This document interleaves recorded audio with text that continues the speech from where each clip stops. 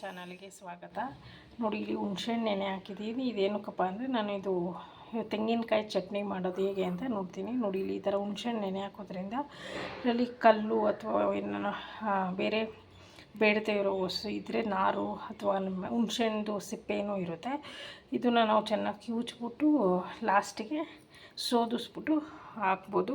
ಅದಕ್ಕೋಸ್ಕರ ಆವಾಗ ಏನು ಕಲ್ಲು ಬೀಜ ಎಲ್ಲ ನಮಗೆ ಸಿಗಲ್ಲ, ರುಬ್ಬೋವಾಗೂ ಮಿಷಿನ್ ಏನು ಹಾಳಾಗಲ್ಲ.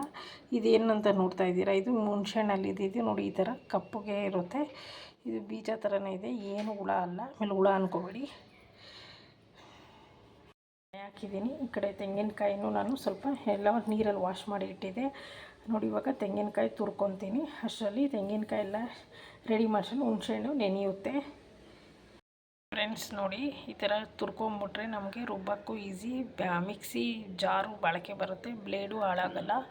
ಅದಕ್ಕೋಸ್ಕರ ಈ ಥರ ತುರ್ದಿ ಹಾಕೋದು. ಯಾಕಂದರೆ ರುಬ್ಬೋದಲ್ವ ಅಂತ ನಾನು ದಪ್ಪದ ರೀತಿಯಲ್ಲಿ ತುರಿದಿದ್ದೀನಿ. ಅಂದರೆ ದಪ್ಪದ, ಅದರಲ್ಲಿ ಸಣ್ಣದು ಮೀಡಿಯಮ್ದು ಎಲ್ಲ ಇದೆ. ನಾನು ಇದು ರುಬ್ಬಕ್ಕಲ್ವ ಅಂತ ನಾನು ದಪ್ಪದ್ರಲ್ಲೇ ಬೇಗ ಆಗುತ್ತೆ ಅಂತ ಈ ಥರ ತುರ್ಕೊಂಬಿಡೋದು. ಈ ಥರ ತುರ್ದಿ ಹಾಕಿದ್ರೆ ಜಾರು ಬಳಕೆ ಬರುತ್ತೆ ಮತ್ತು ಮಿಕ್ಸಿನೂ ಹಾಳಾಗಲ್ಲ.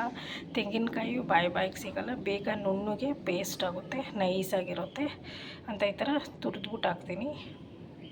ಒಂದು 2-3 ದಿವಸ ಆಗಿರುತ್ತೆ ತಂದು. ಸೊ ಅದನ್ನು ಈ ಥರ ಡ್ರೈ ಆಗಿರುತ್ತೆ, ಫ್ರಿಜ್ಜಲ್ಲಿ ಇಟ್ಟಿದ್ದೆ ನಾನು.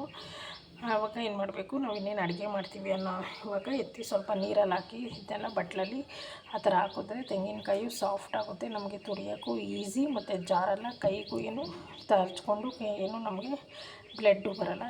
ಸೊ ಈ ವಿಡಿಯೋ ನಿಮಗೆ ಇಷ್ಟ ಆದರೆ ಲೈಕ್ ಮಾಡಿ, ನನ್ನ ಹೊಸದಾಗಿ ನೋಡ್ತಾಯಿದ್ರೆ ಸಬ್ಸ್ಕ್ರೈಬ್ ಮಾಡಿ.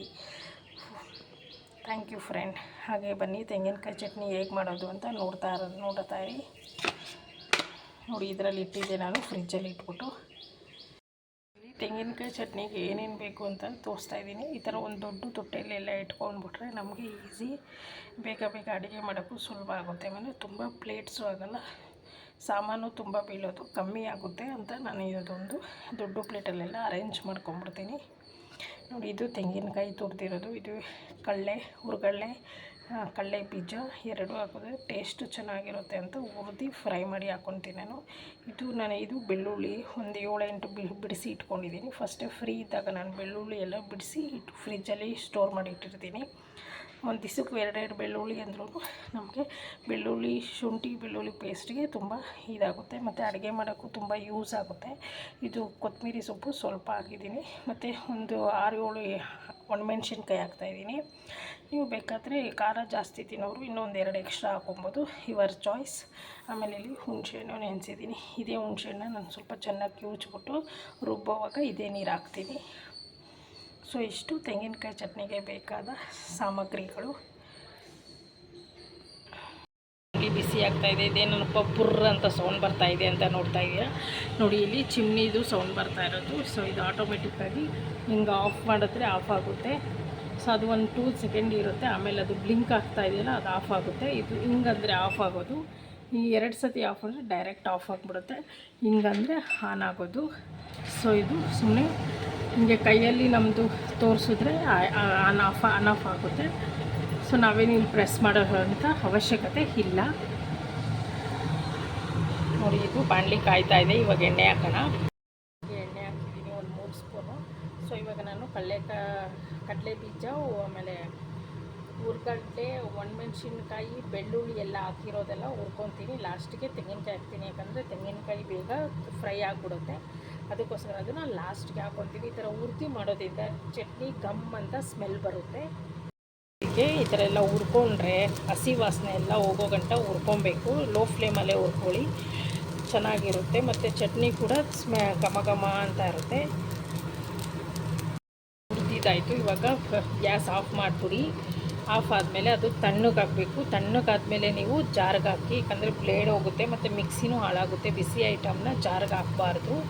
ಸೊ ಮಿಕ್ಸಿ ಎಲ್ಲ ಬಾಳಿಕೆ ಬರೋಲ್ಲ, ತಣ್ಣಗಿರೋ ಪದಾರ್ಥನ ಹಾಕಿ ರುಬ್ಬಬೇಕು. ಸೊ ಇದನ್ನು ಹಾರಾಕಬೇಡಿ, ಅಷ್ಟರಲ್ಲಿ ನೀವು ಬೇರೆ ಕೆಲಸ ಇದ್ದರೆ ಮಾಡ್ಕೊಬೋದು.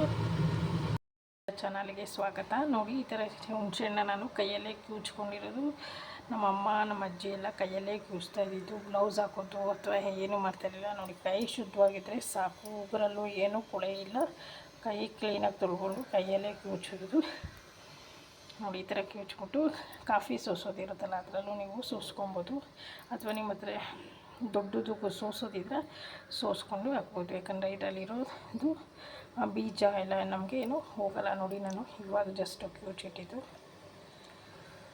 ಇಡ್ಲಿಗೂ ಇಟ್ಟಿದ್ದೀನಿ. ಅಷ್ಟರಲ್ಲಿ ನೋಡಿ ಇಲ್ಲಿ ಈ ಥರ ಸಿಪ್ಪೆದಿದು ನೋಡಿ, ಈ ಥರ ಎಲ್ಲ ಜಾರಿಗೆ ಹೋದರೆ ಈ ಥರ ನಾರಿದು ಹೋದರೆ, ಆಮೇಲೆ ನಮ್ಮ ಹುಣಸೆ ಏನು ಮಿಕ್ಸಿ ಜಾರ್ ಹಾಳಾಗುತ್ತೆ, ಅದರಲ್ಲದೆ ನಮ್ಮ ಹೆಲ್ತ್ಗೂ ಇದು ಒಳ್ಳೆಯದಲ್ಲ. ಅದಕ್ಕೋಸ್ಕರ ಎಲ್ಲ ಇವಾಗ ಬರ್ತಾ ಇರೋದೆಲ್ಲ ಕಲಬೆರಕೆನೇ, ಅದು ನಾವು ನೋಡಿ ಕ್ಲೀನ್ ಮಾಡಿಕೊಂಡು ಮತ್ತೆ ಹಾಕ್ಕೊಬೇಕು ಅಂತ ಹೇಳ್ತಾಯಿದ್ದೀನಿ. ರೆಡಿ ಮಾಡಿ ನಾನು ಇಲ್ಲಿ ಕ್ವಶಲ್ ಇದು ಆರಿದೆ ನೋಡಿ, ತಣ್ಣಗಾಗಿದೆ. ಇವಾಗ ಜಾರ್ಗೆ ಹಾಕ್ಕೊಳ್ಳೋಣ. ಇಲ್ಲಿಂದ ಇವಾಗ ಮಿಕ್ಸಿ ಜಾರಿಗೆ ಹಾಕಿದ್ದೀನಿ ನೋಡಿ, ವಾಸನೆ ಗಮ್ ಅಂತ ಇದೆ ಹುರಿದಿರೋದಕ್ಕೆ. ಸೊ ಇವಾಗ ಹುಣಸೆಹಣ್ಣು ರಸ ಹಾಕೋಣ. ಇದರಲ್ಲಿ ನಾನು ಈ ಥರ ಶೋಧಿಸ್ಬಿಡ್ತೀನಿ. ಸೊ ಏನೂ ಚೆಲ್ಲಲ್ಲ ಮತ್ತು ಕರೆಕ್ಟಾಗಿ ಜಾರಿಗೆ ಅದು ಫಿಟ್ ಆಗುತ್ತೆ. ಈ ಥರ ನಾನು ತೊಗೊಂಡಿದ್ದು ಡಿ ಮಾರ್ಟಲ್ಲಿ. ಸೊ ನಮಗೆ ಬೇಕಾಗಿರೋ ವಸ್ತು ಅದು ಒಂದಕ್ಕಿಲ್ಲ ಎರಡಕ್ಕೆ ಮಲ್ಟಿಪಲ್ ಯೂಸ್ ಆಗುತ್ತೆ ಅಂತ ಅನ್ಕಿದ್ರೆ ನಾನು ತೊಗೋತೀನಿ. ಸುಮ್ಮನೆ ಎಲ್ಲ ನಾನು ತೊಗೊಳ್ಳಲ್ಲ, ದುಡ್ಡು ಯಾರಿಗೂ ಸುಮ್ಮನೆ ಬರಲ್ಲ ಅಲ್ಲ, ಅದಕ್ಕೆ ಸೋದಿಸ್ಕೊಂಬಿಟ್ರೆ ಅದ್ರ ಪಾಡ್ಗದು ನೀರೆಲ್ಲ ಇರುತ್ತೆ, ಬೇಡದೇ ಇರೋ ನಮಗೆ ವೇಸ್ಟೇಜೆಲ್ಲ ಇಲ್ಲೇ ಇರುತ್ತೆ. ಇದನ್ನು ಬೇಕಾದ್ರೆ ನೀವು ಹಿತ್ತಾಳೆ ಪಾತ್ರೆ ತೊಳೆಯೋಕ್ಕೂ ಯೂಸ್ ಮಾಡ್ಬೋದು.